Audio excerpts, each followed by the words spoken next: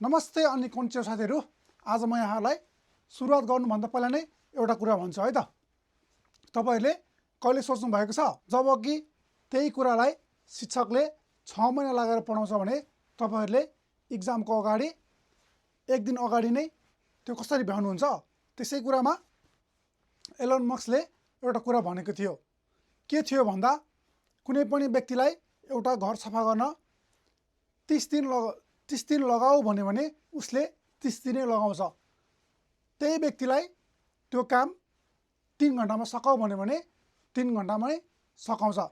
त्यसैले हामीले पढ्दा पनि भोलि पढ्छु, एक हप्ता लगाएर यति पढ्छु, यति कण्ठा गर्छु भन्यो भने एक हप्ता नै लाग्छ।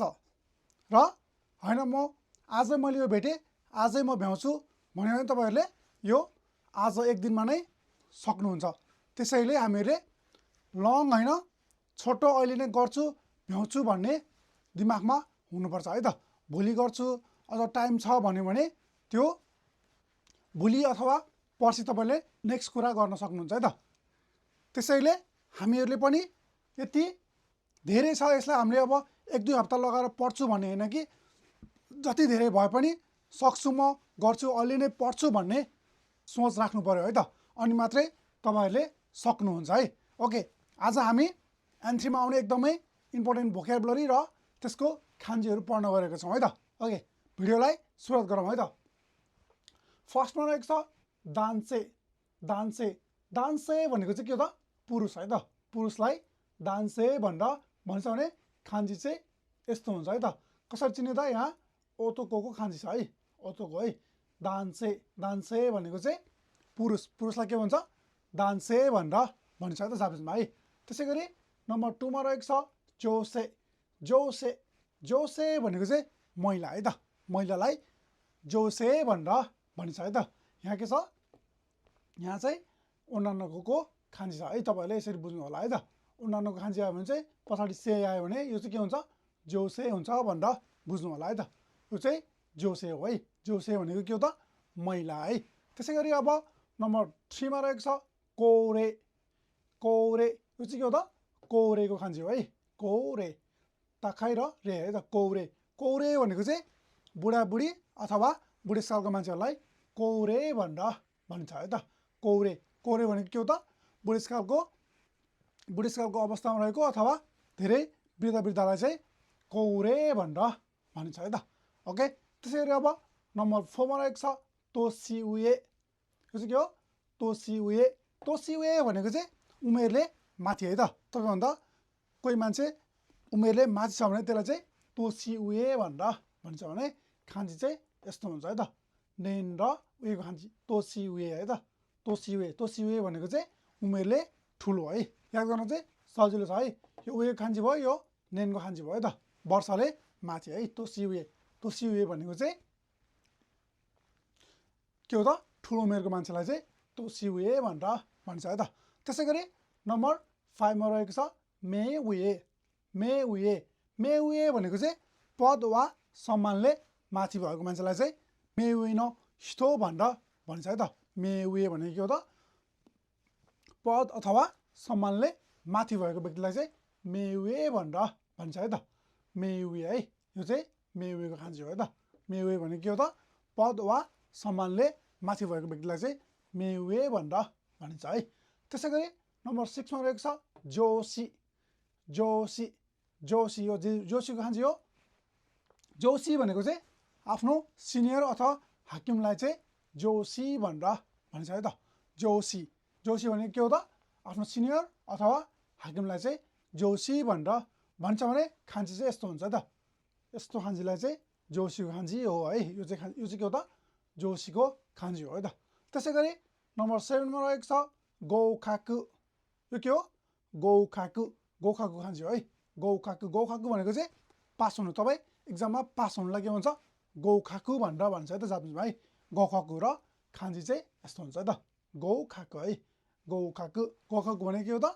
पास हुनुलाई चाहिँ गौखाकु भनेर भनिन्छ। त्यसैगरी नम्बर 8 मा रहेको छ सिन्गाकु। सिन्गाकु यो चाहिँ के हो? सिन्गाकु खान्जी हो है।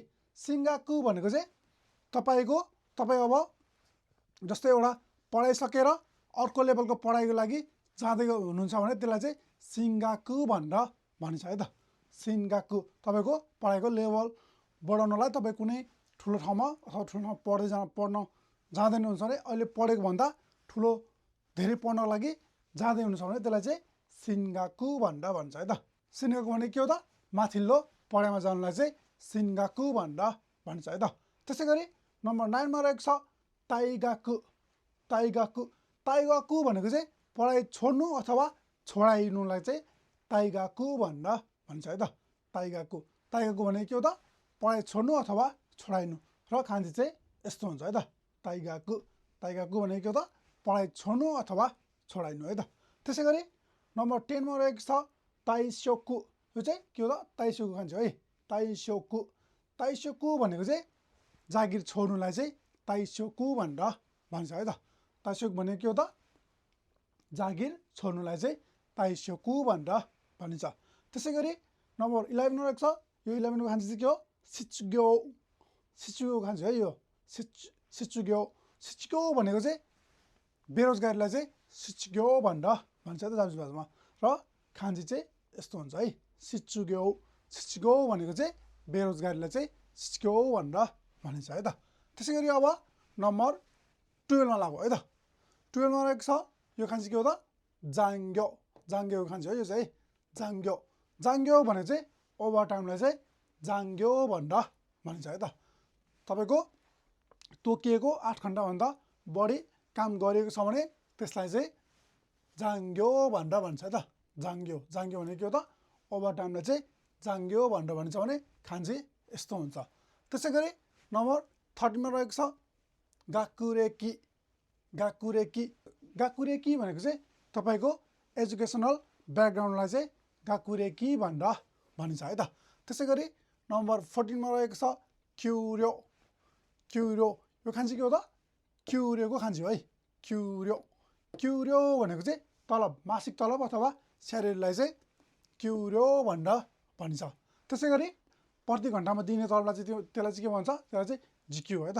त्यसलाई चाहिँ 1 घन्टामा यति छ भनेर भन्दा त्यसलाई चाहिँ जिक्यू भनेर भनिन्छ है। त्यसै गरी नम्बर 15 मा रहेको छ मेन्सेत्सु। मेन्सेत्सु मेन्सेत्सु भनेको चाहिँ इन्टरभ्यूलाई चाहिँ मेन्सेत्सु भनेर भन्छ भने खान्जी चाहिँ यस्तो हुन्छ है त। मेन्सेत्सु मेन्सेत्सु मेन र सेत्सु है त। मेन्सेत्सु भनेको चाहिँ के हो? इन्टरभ्यूलाई चाहिँ मेन्सेत्सु भनेर भनिन्छ है त जापानिजमा। त्यसै गरी किकोकु। किकोकु किकोकु भनेको चाहिँ आफ्नो देश फर्कनुलाई चाहिँ किकोकु भनेर भन्छ भने खान्जी यस्तो हुन्छ है त। खान्जी चाहिँ कस्तो हुन्छ त? यस्तो हुन्छ है त किकोकु। किकोकु भनेको के हो त? आफ्नो देश फर्कनुलाई चाहिँ किकोकु भनेर भन्छ है त। जस्तै म जापानबाट नेपाल फर्काउँदैछु भने त्यसलाई के भन्छ त? किकोकु भनेर भनिन्छ है त। त्यसै गरी नम्बर 7 मा रहेको छ किताकु। यो चाहिँ के हो? किताकु भन्छ है। किताकु किताकु भनेको चाहिँ आफ्नो घर फर्किनुलाई चाहिँ किताकु भनेर भनिन्छ। जस्तै तपाईँ घरबाट कामबाट घर फर्किँदै हुनुहुन्छ भने त्यसलाई चाहिँ के भन्छ? किताकु सितेमासे हो भनेर भन्न सकिन्छ है त। किताकु किताकु भनेको चाहिँ के हो? घर फर्कनुलाई चाहिँ किताकु भनेर भनिन्छ है त। त्यसै गरी नम्बर 18 मा रहेको छ केस्यो। यो चाहिँ के हो? केस्योको खान्जी है। केस्यो केस्यो भनेको चाहिँ के हो? मेकअप। मेकअपलाई चाहिँ केस्यो भनेर भन्छ है त। के भन्छ त? मेकअपलाई जापानिजमा केस्यो भनेर भन्छ भने खान्जी यस्तो हुन्छ है त। केस्यो भनेको चाहिँ के हो? मेकअप है। त्यसै गरी अब नम्बर 19 मा रहेको छ सेइको। यो खान्जी चाहिँ के हो? सेइकोको खान्जी है। सेइको सेइको भनेको चाहिँ सक्सेसफुल हुनुलाई चाहिँ सेइको भनेर भन्छ है त। सेइको तपाईँले केही गरिरहेको आँटिरहेको काम सक्सेसफुल हुनुलाई चाहिँ सेइको भनेर भनिन्छ भने। त्यसै गरी अब त्यसरी नै नम्बर 20 मा रहेको छ सिपाई। सेइकोको उल्टो है सिपाई चाहिँ। सिपाई सिपाई भनेको चाहिँ अनसक्सेसफुल हुनु अथवा फेलर हुनुलाई चाहिँ सिपाई भनेर भन्छ भने खान्जी चाहिँ यस्तो हुन्छ है त। सिपाई सिपाई भनेको के हो त? अनसक्सेसफुल अथवा फेलर हुनुलाई चाहिँ सिपाई अथवा मिस्टेक हुनुलाई चाहिँ सिपाई भनेर भनिन्छ है त। त्यसै गरी नम्बर 21 मा रहेको छ च्युमोन।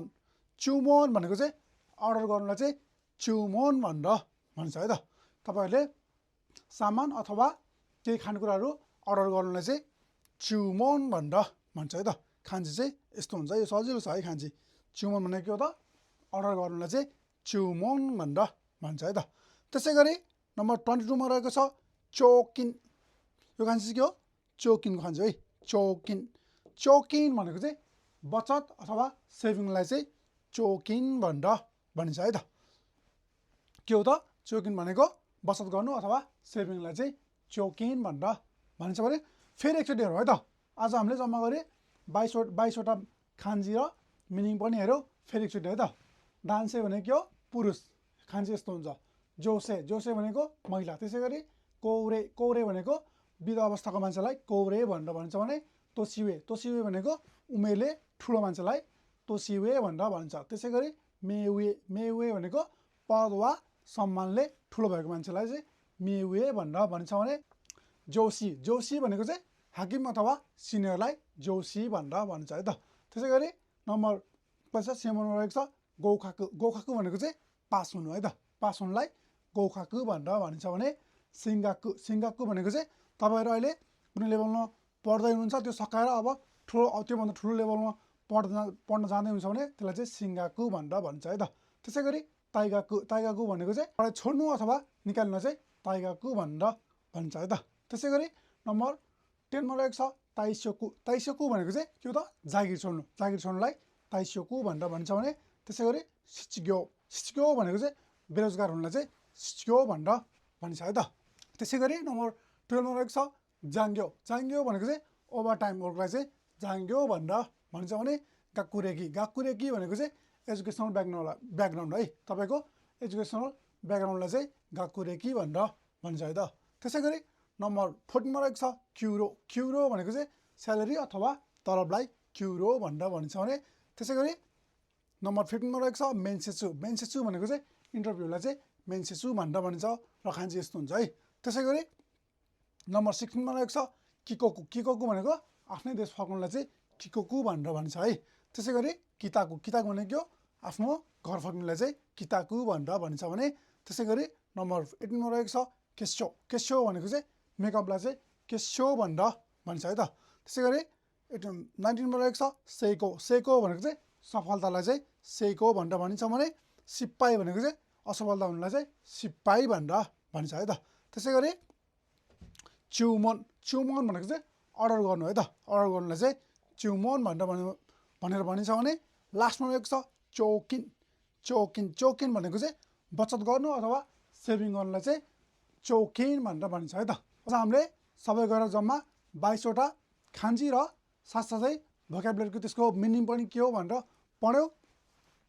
यदि तपाईँहरूलाई हाम्रो भिडियो हेल्पफुल लाग्छ भने प्लिज हाम्रो भिडियोलाई लाइक, कमेन्ट अनि हाम्रो युट्युब च्यानललाई सब्सक्राइब पनि गरिदिनु होला है त। हस् त, धन्यवाद।